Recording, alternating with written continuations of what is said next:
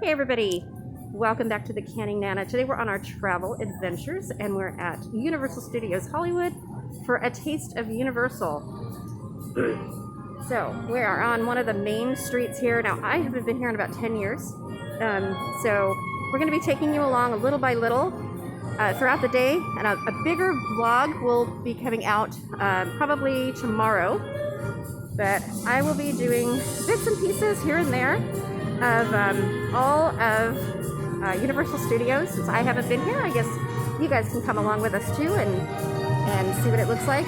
This is all new to me, so it's like going to a brand new park, really, for me. Everything's changed so far from what we've seen.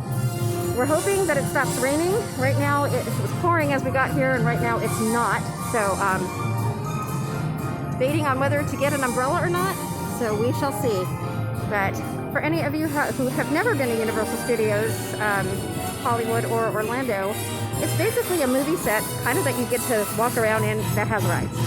So it's really cool, and we will take you along as we see everything. I can't wait to see Harry Potter, the Wizarding World of Harry Potter. I have not ever seen that.